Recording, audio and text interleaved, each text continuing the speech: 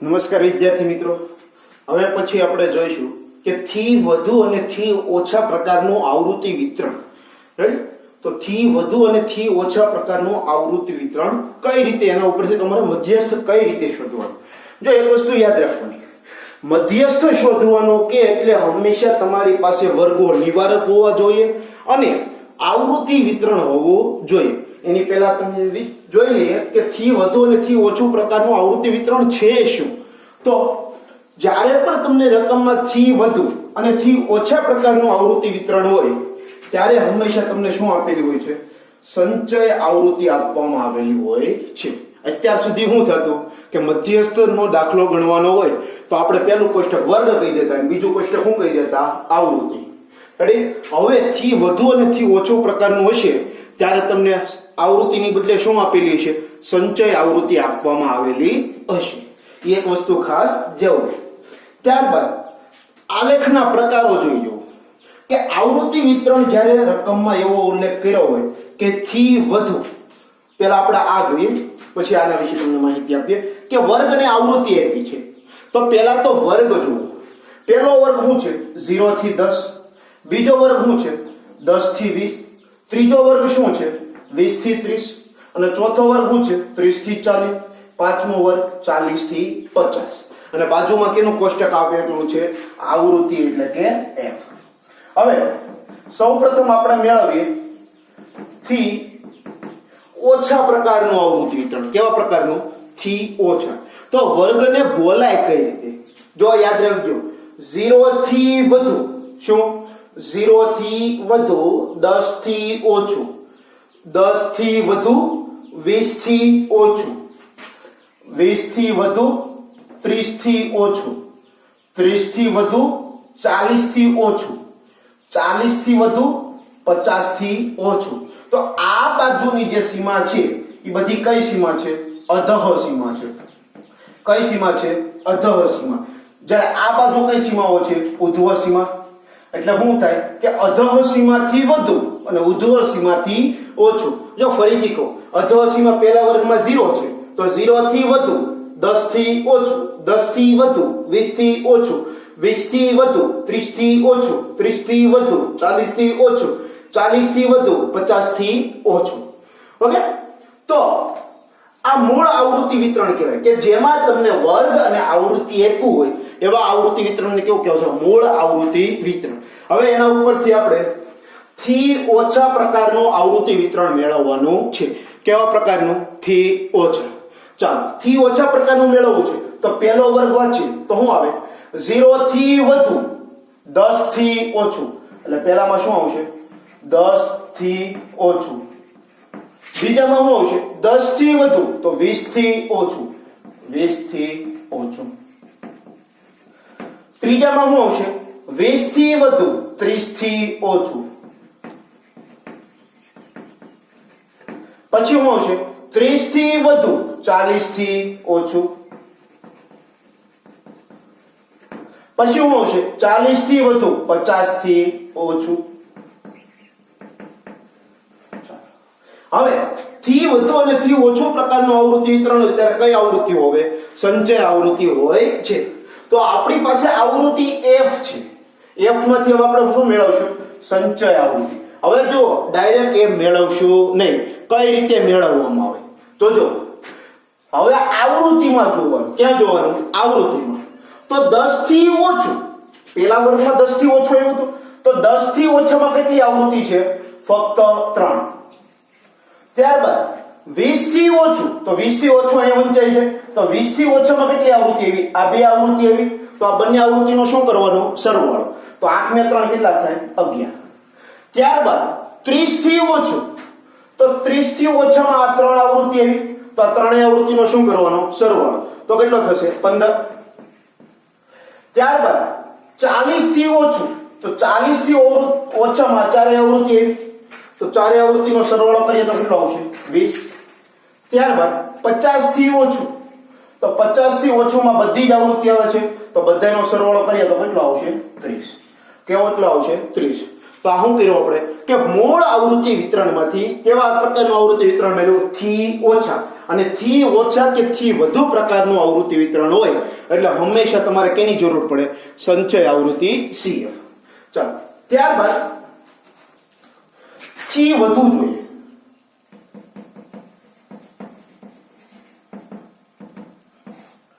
તો થી વધુ પ્રકારનું આવૃત્તિ વિતરણ, તો ફરીથી વર્ગો વાંચીએ તો વર્ગો શું વંચાશે? 0 થી વધુ, 10 થી વધુ, 20 થી ઓછું, 20 થી વધુ, 30 થી ઓછું, 30 થી વધુ, 40 થી ઓછું, 40 થી વધુ, 50 થી ઓછું. રેડી? જો વર્ગો કઈ રીતે? 0 થી વધુ, 10 થી ઓછું, 10 થી વધુ, 20 થી ઓછું, 20 થી વધુ, 30 થી ઓછું. તો સીમાઓ કઈ આવશે હવે? બધી અધર સીમા કે 0 થી વધુ, 10 થી વધુ, ત્યારબાદ ત્રીજામાં વાંચીએ તો 20 થી વધુ, ત્યારબાદ 30 થી વધુ, ત્યારબાદ 40 થી વધુ. ચાલો, હવે એની બાજુમાં શું મેળવશું આપણે? સંચય આવૃત્તિ CF. શું મેળવશું? સંચય આવૃત્તિ CF. તો સંચય આવૃત્તિ CF મેળવવી છે તો જોવાનું આવૃત્તિમાં જોવાનું. હવે ત્યાં જોવાનું આવૃત્તિમાં. તો 0 થી વધુ, તો 0 થી વધુ અહીંયા છે 0 થી વધુ, અને 0 થી વધુ આવૃત્તિ, આ બધી જ આવૃત્તિ 0 થી વધુ કહેવાય. તો એ બધાનો સરવાળો કેટલો છે? 30. ત્યારબાદ 10 થી વધુ, જો હવે ધ્યાન આપજો, 10 થી વધુ, તો 10 થી વધુમાં ફક્ત આ 4 જ આવૃત્તિ આવશે. તો 8 ને 4 12 ને 5 17 ને 10 27. ત્યારબાદ 20 થી વધુ, તો કોષ્ટકમાં જોવાનું 20 થી વધુ અહીંથી શરૂઆત થાય છે, તો એની સામેની આવૃત્તિ કઈ છે? 4 થી. તો આ બધી જ આવૃત્તિનો સરવાળો, તો 4 ને 5 9 ને 10 19. ત્યારબાદ 30 થી વધુ, તો 30 થી વધુ અહીંથી આવૃત્તિ શરૂ થશે, તો 5 ને 10 15. ત્યારબાદ 40 થી વધુ, તો 40 થી વધુ ફક્ત એક જ આવૃત્તિ કઈ છે? 10. રેડી? તો જ્યારે પણ તમને મૂળ આવૃત્તિ વિતરણ આપ્યું હોય અને તમારે થી વધુ અને થી ઓછા પ્રકારનું આવૃત્તિ વિતરણ મેળવવાનું કે ત્યારે આ રીતે મેળવવાનું. ચલો, ઓકે. ત્યારબાદ હવે જો આલેખ. તો આલેખમાં શું કીધું છે કે થી વધુ પ્રકારનું આવૃત્તિ વિતરણ હોય ત્યારે તમને કઈ સીમા આપેલી હોય છે? અધઃ સીમા. અને x અક્ષ ઉપર કઈ સીમા દર્શાવવામાં આવે? અધઃ સીમા. અને y અક્ષ ઉપર શું હોય? હંમેશા CF સંચય આવૃત્તિ. અને આલેખનો પ્રકાર કેવો હોય છે? નીચેથી ઉપર. તો આપણે અહીંયા આલેખ દોરીએ તો અહીંયા જોઈએ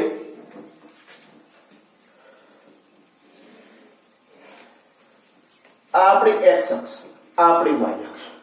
બરાબર? ચાલો, પેલા થી ઓછા પ્રકારનું દર્શાવીએ. તો થી ઓછું કઈ સીમા આપેલી છે? ઉધ્વ સીમા. થી ઓછા પ્રકારના આવૃત્તિ વિતરણમાં કઈ સીમા આપેલી હોય છે? ઉધ્વ સીમા. x અક્ષ ઉપર શું દર્શાવવાની? ઉધ્વ સીમા. મતલબ આ જે બધી સીમાઓ છે કઈ સીમા છે? ઉધ્વ સીમા. અને y અક્ષ ઉપર શું દર્શાવવાની? CF. એટલે કે આ જે CF તમને આપેલી છે તે.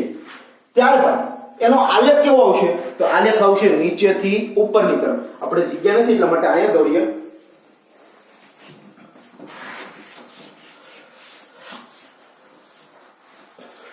વિડિયો જ્યારે શરૂ થાય ને ત્યારે આ ભૂસી નાખ્યું છે ને એ તમારે લખી નાખવું એક વખત. રેડી? એટલે કે જેથી બીજી વખત તમને ફાયદો રહે. ત્યારબાદ જો હવે પહેલા આપણે થી ઓછા પ્રકારનો આલેખ દોરીએ. કેવા પ્રકારનો? થી ઓછા. તો થી ઓછા, તો આપણે આ x અક્ષ, સાહેબ ગાડ્યું છે, આ y અક્ષ. રેડી? આ x અક્ષ, આ y અક્ષ. અહીંયા ઉગમ બિંદુ શું હોય? 0 હોય. હવે થી ઓછા પ્રકારનો દોરવો છે તો થી ઓછા પ્રકારના કોષ્ટકમાં જો સીમા કઈ આપેલી હોય છે? ઉધ્વ સીમા. ઉધ્વ સીમા. બીજો x અક્ષ ઉપર શું દર્શાવવાની? ઉધ્વ સીમા દર્શાવવાની.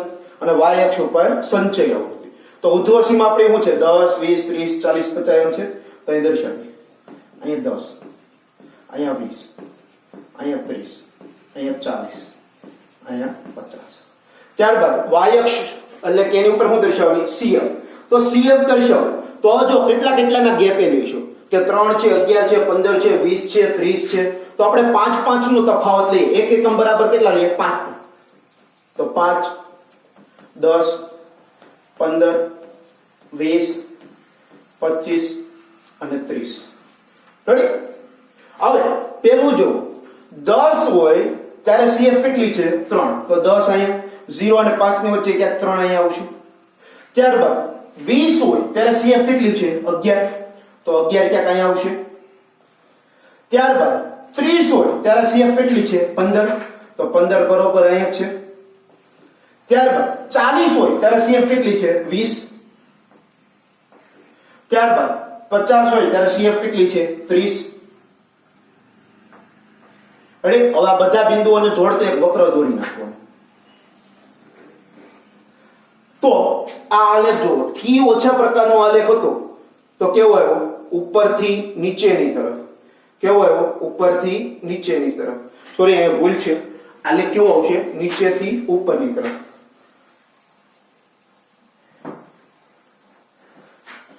થી ઓછા પ્રકારનો આલેખ નીચેથી ઉપરની તરફ અને થી વધુ પ્રકારનો આલેખ ઉપરથી નીચેની તરફ. રેડી? હું થી ઓછા પ્રકારનો આલેખ દોરીએ તો કેવો આવશે? નીચેથી ઉપરની તરફ. અને થી વધુ પ્રકારનો આલેખ દોરીએ તો કેવો આવશે? ઉપરથી નીચેની તરફ. આ મેં તમને થી ઓછા પ્રકારનો દોર્યો છે. તમારે આ જ રીતે થી વધુ પ્રકારનો દોરવાનો.